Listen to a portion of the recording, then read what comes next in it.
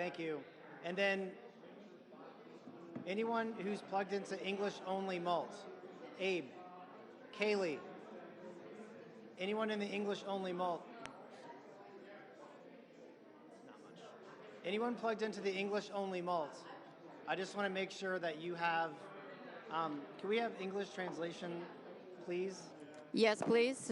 Translating here. Yes, 1, 2, 3, check. 1, 2, 3, 4, 5. Translating from Ukrainian into English. Can you hear me? 1, 2, 3, 4, 5. Can you hear me? Thank you. Say again. Thank you. Is anyone listening to Ukrainian translation and you're okay? You're not, you don't need it? Thank you, sir. Everyone on the seats, I just want to make sure that you have what you need. English channel 1, Ukrainian channel 2 on the headsets. Thank you. Just leave it on. Yeah, this is pretty nice. Take it a little bit. All right, those are off. Oh, perfect. Yeah. Yes. I have her mic, it's power locked on, fresh battery. I'll just give it to her when I see it. Yeah.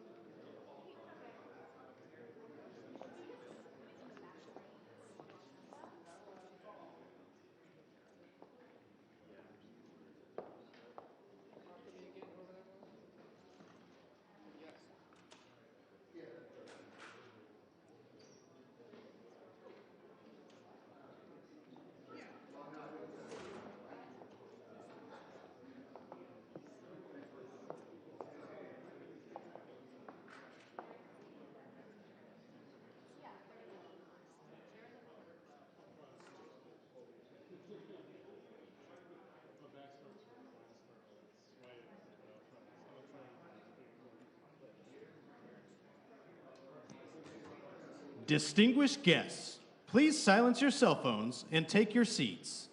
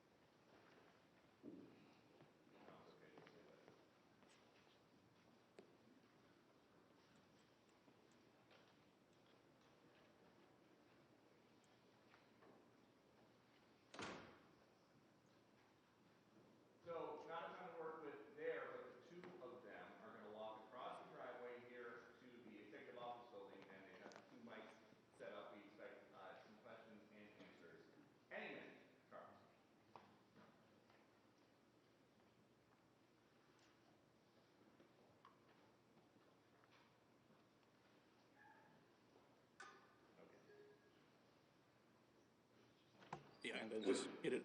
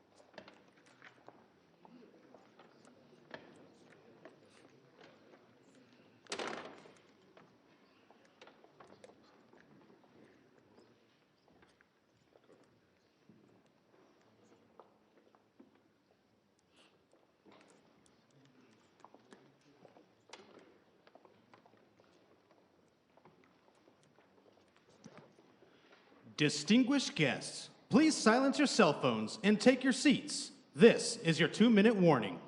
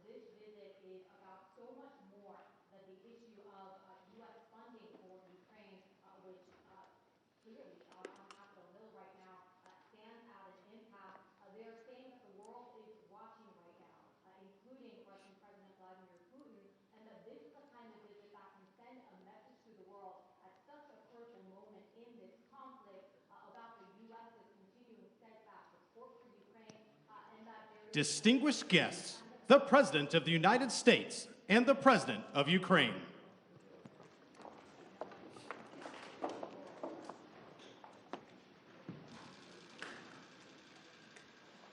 Please, have a seat. President Zeleensky, it's an honor to welcome you back to the White House. When President Putin launched his brutal total invasion of Ukraine in February of 2022, and Russian tanks rolled over the border toward Kyiv, there were those who thought Ukraine wouldn't survive for a month. So no one should forget that for you to be here today, again today, nearly 2 years later, and for Ukraine to stand strong and free is an enormous victory already. Putin has failed in his effort to subjugate Ukraine.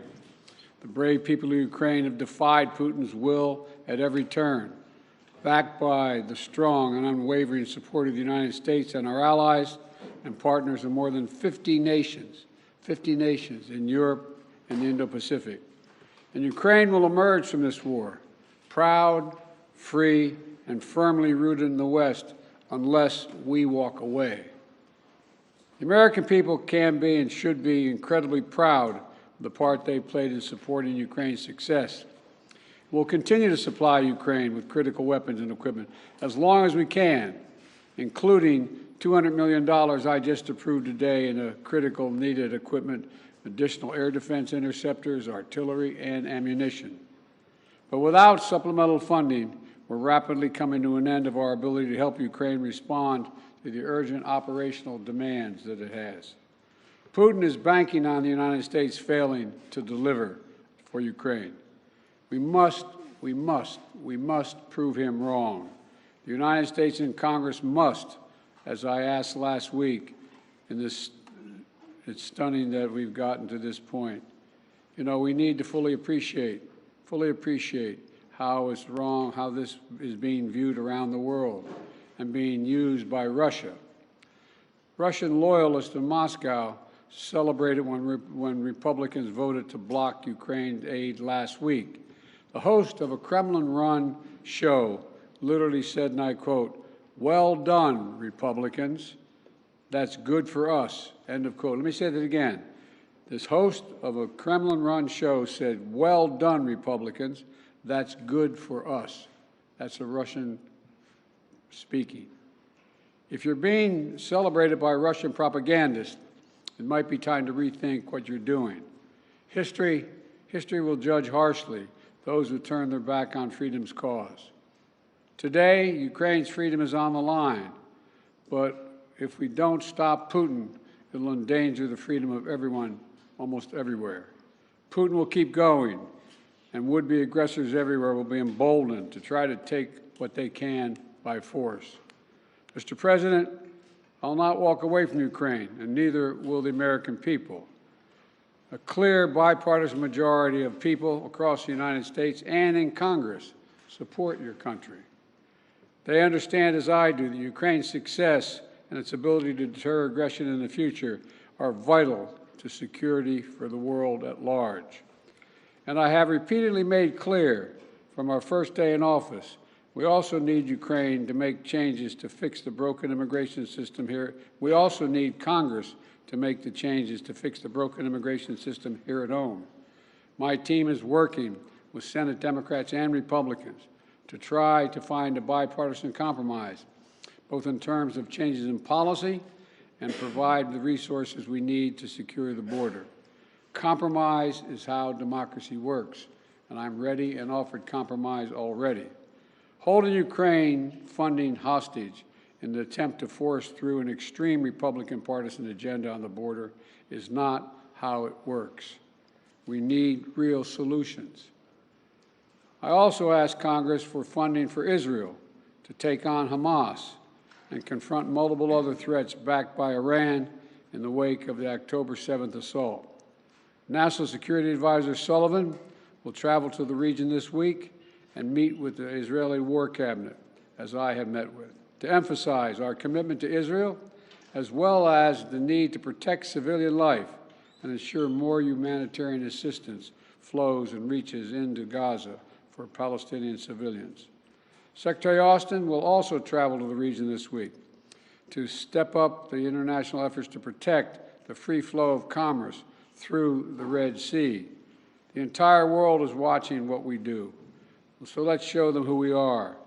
America stands for freedom today, tomorrow, and always. America stands against tyranny and against oppression. And America stands with the people of Ukraine. Thank you again for being here today, Mr. President, and thank you for everything Ukraine is doing to hold the line for liberty in the world. The floor is yours, Mr. President.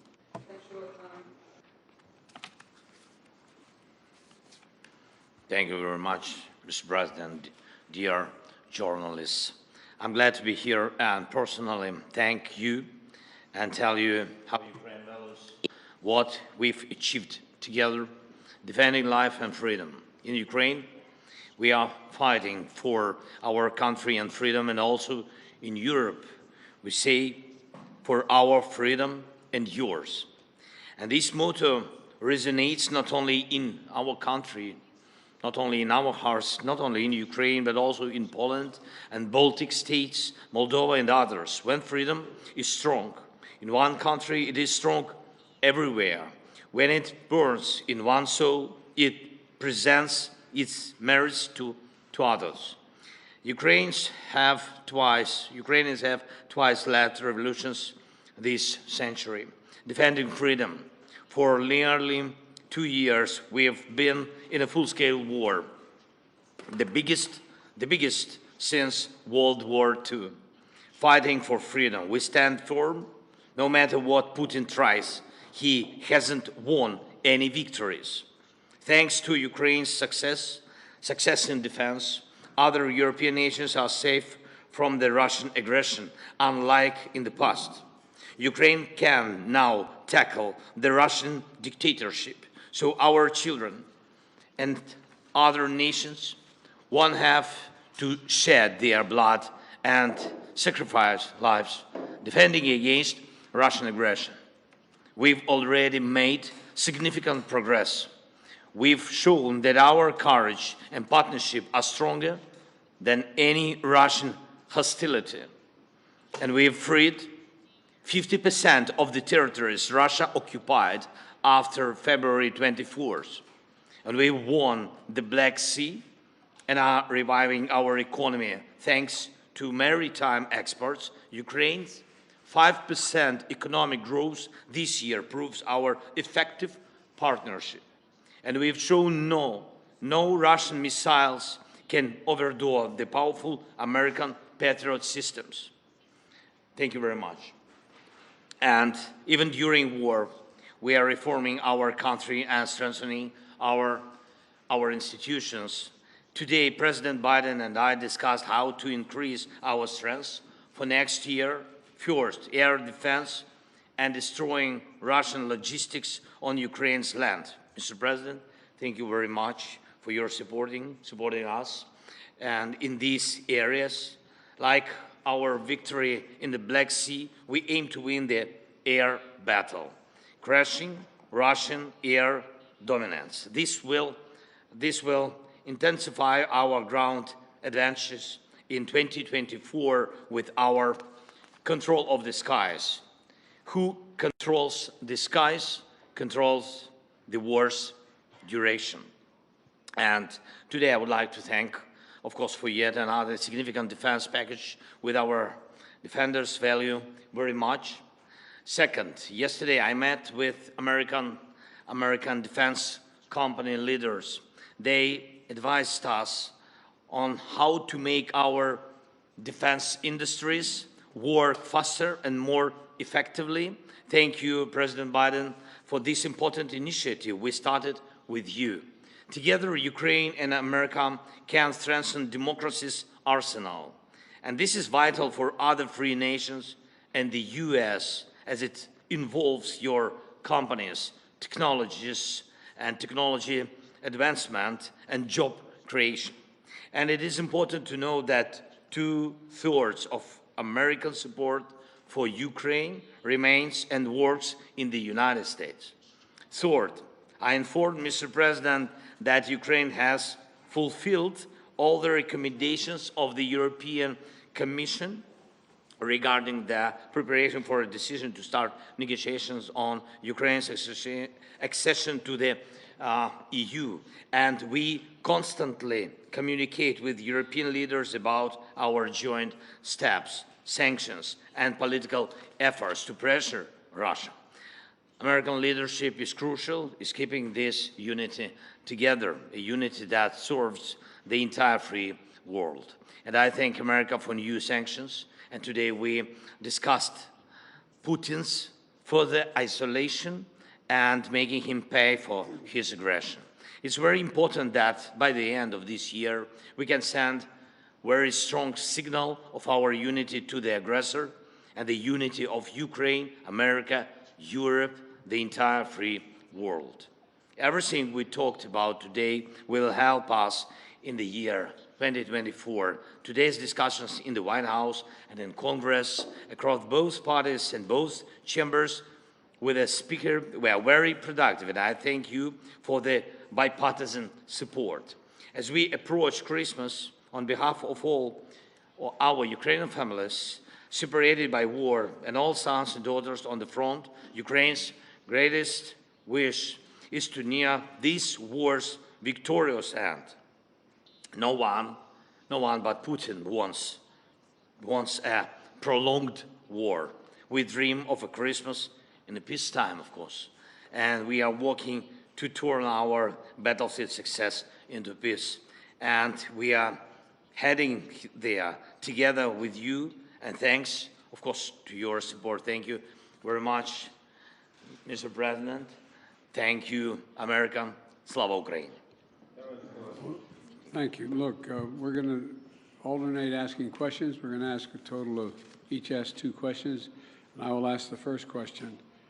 I will recognize the first question asker. I'll ask a question, Joel, too.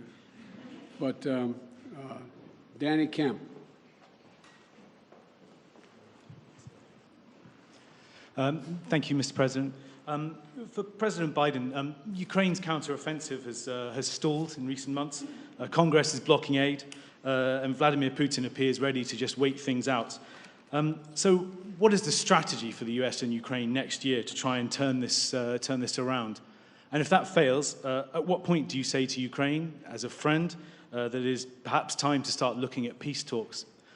And for President Zeleensky, welcome back to Washington. Can I ask you, did you hear what you wanted to hear from Congress and from President Biden?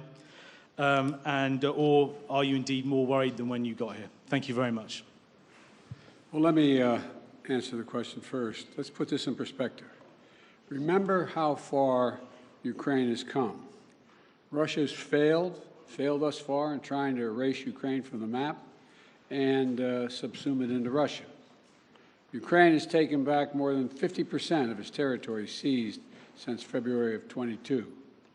And it's pushed back the Russian Navy so Ukraine can export grain and steel to the world through the Black Sea.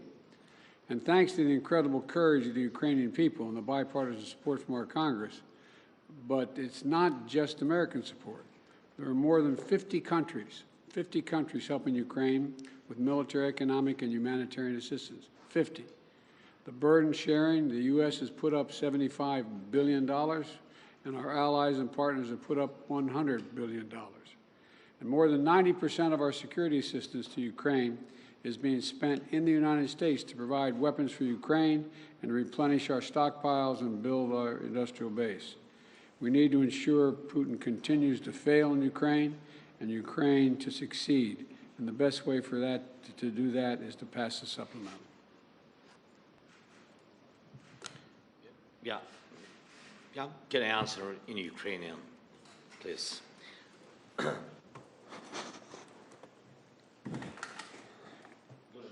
Thank you. First of all, I would like to add to the words of Mr. President Biden about successes. I think that these were not easy successes. Nonetheless, they were quite serious. They were serious steps forward. Indeed, we gained victory on the sea. We destroyed ships of the Russian Federation. We threw the remnants of their fleet to Russian territorial waters. Yeah, they have something in the Black Sea, in the vicinity of our temporarily occupied Crimea, but we are going to proceed this activity. Our guys destroyed 20,000 of Wagner mercenaries. These are serious terrorists who were massing everywhere on African continent, in Syria, in Ukraine. There were a lot of mass, and nucleus of this terroristic organization is not existing anymore. Yes, we had a lot of problems, but nonetheless we were able to do this. Moreover, Russia were not able to seize any part of our territory, any village, any town. I'm not talking about large cities. And we are going to proceed with this. It is good without saying that we have objective, we have clear plan, but if you allow me, I am not able to tell you on public on the details of 2024 operations. If I heard what I want, I've heard a lot. Surely I told what I wanted to. I feel and experience this support from President Biden administration, from senators, and we've been talking with the speaker. I got these signals. They were more than positive, but we know that we have to separate world and particular result. Therefore, we will count on particular result. Thank you. Yeah, sorry. Телеканал Інтер, будь ласка. Inter, please. Thank you for taking my question. Dmitry Amochin, Ukrainian television news correspondent. Український кореспондент. Дуже багато республіканців сумніваються, що Україна може виграти цю війну. Україна повинна віддати певні території, щоб Such a step to cede the territories to stop fighting. And Mr. Biden, could you please clarify the policy and of your administration, the strategy of your administration on Ukraine? Is it about helping the country to defend itself or to win the war? Because it's obviously such a difference. I will begin. Okay. So, first question to me. So, your question is, if we are ready to give up our territories?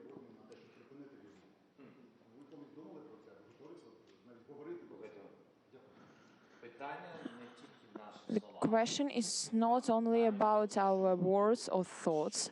The question is about for what we are ready and for what we are not. How Ukraine is able to give up its territories. That's insane, to be honest.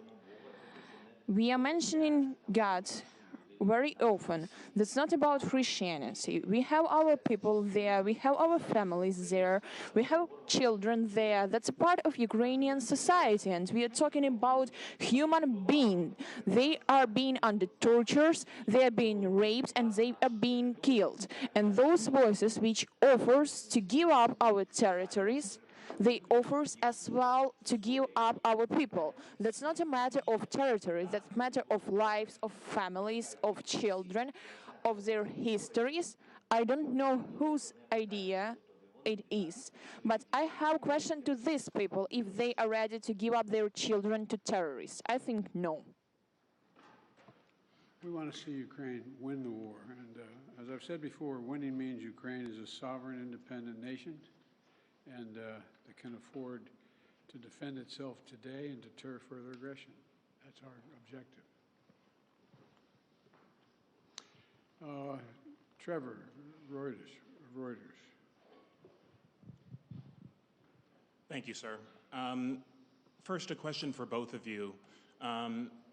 Given the Republican skepticism of the Ukraine effort, do you worry that a second term for President Trump would be the end of an independent Ukraine? That's for both of you. And then for you, President Biden, just an update, if you could, on the situation in Gaza, on the reports that Israel has begun flooding Hamas tunnels, and just the offensive in southern Gaza generally. How long do you think that operation should last? Thank you. First of all, with regard to political support for Ukraine, there is a strong bipartisan political support for Ukraine. Small number of Republicans who don't want to support Ukraine, but they don't speak for the majority, even the Republicans, in my view. We're in negotiations to get funding we need, not to promise, not making promises, but hopeful we can get there. I think we can. And you're right, the world's watching what we do. We just send a horrible message to an aggressor and allies if we walked away at this time, and it would hurt our national security. You want me to answer the other question as well? With regard to, say it again? Sorry, so the question was just if you could talk a little bit about the Gaza operation, Israel flooding Hamas tunnels, and if you've had conversations with Bibi Netanyahu about how long that operation should last. Well, I have had conversations with Bibi Netanyahu, and I want to make sure that we don't forget what we're doing here. We have to support Israel because they're an independent nation that's being, I mean, the brutality, the inhumanity, the way in which Hamas treated the Israelis, and I mean, raping and burning and beheading. I mean, it's just beyond comparison, beyond comparison. And to anything else that I've seen since I've been here, and I've been around for a long time.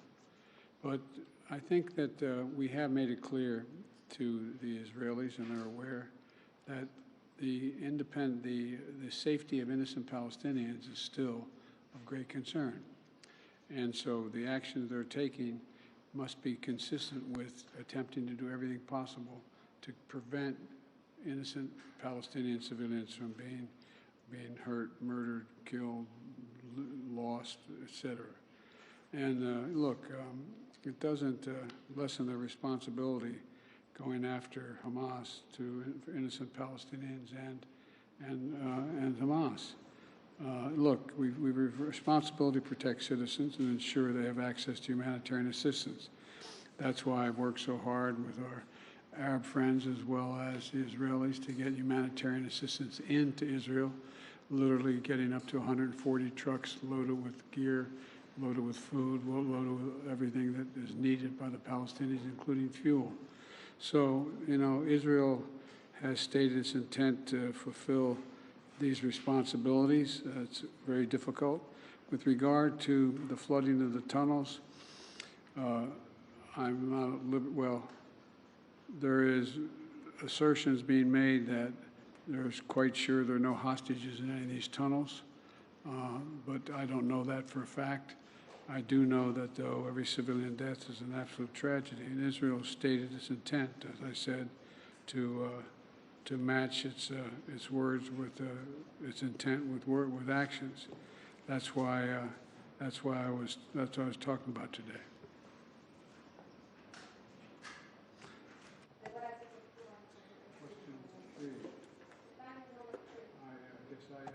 No, I just asked.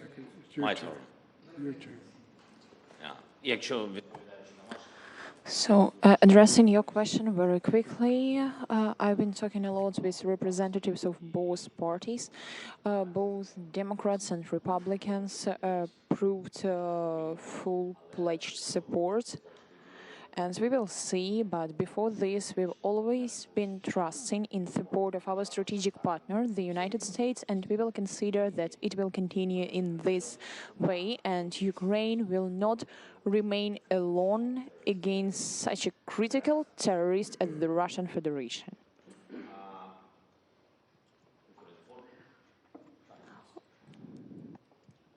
Thank you so much. My name is Yaroslav Dovopol, Ukrinform News Agency, Ukraine. Next summer, the United States will host an anniversary NATO summit in Washington, D.C., which raises a lot of hope, especially for Ukraine. President Zeleensky, what does the Ukrainian side expect from this summit? And do you hope to hear direct invitation for Ukraine to join the alliance? And President Biden, under what conditions is the United States ready to support the initiative of inviting Ukraine to be member of NATO? Thank you.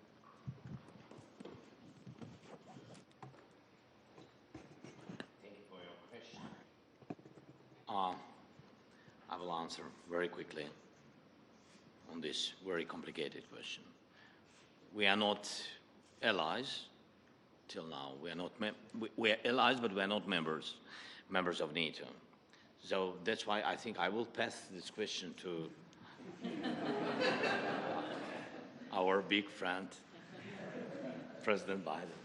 Well, look, I'm very proud that how strong and unified NATO has become. And now it's even larger. Putin wanted the federalization of NATO when I met with him in Geneva right after I was elected. And he's gotten the NATOization of Finland instead. And NATO will be in Ukraine's future, no question about that.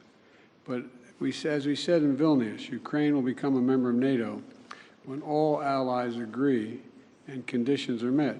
Right now, we have to make sure they win the war. And, we launched a joint declaration of support alongside President Zeleensky and the G7 leaders in Vilnius, outlining a long-term commitment to supporting Ukraine's defense needs.